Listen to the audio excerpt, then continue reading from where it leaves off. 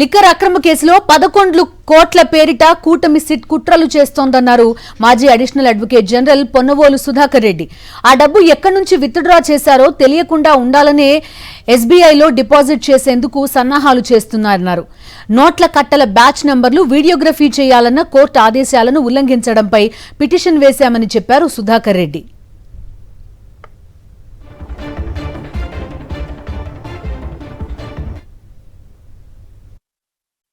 Court వారు చాలా స్పష్టంగా వీడియోగ్రాఫ్ చేయమని మొన్న ఆర్డర్ వేయడం జరిగింది.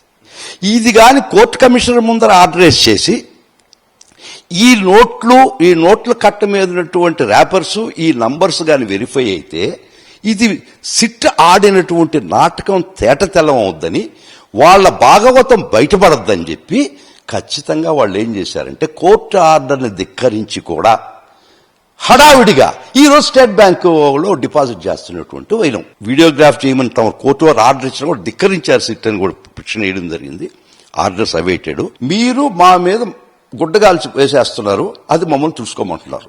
మేము అడిగేది ఒక్కటే, ఈ నోట్లు వీడియోగ్రాఫ్ చేయించి కోర్టు కమిషనర్ ముందర నోట్ చేయిస్తే అది మీరు ఎందుకు తొక్కి పెట్టాలనుకుంటున్నారు? మీకు వచ్చిన ఇబ్బంది ఏంది? సో ఎవరు డ్రా చేశారు, ఎప్పుడు డ్రా చేశారు బయటపడితే మీ వాళ్ళే డ్రా చేశారు కాబట్టి మీరు చెప్పే అభియోగం పచ్చి అబద్ధం కాబట్టి అది వెలుగులోకి రాకుండా మీరు చేసే ప్రయత్నం ఇది.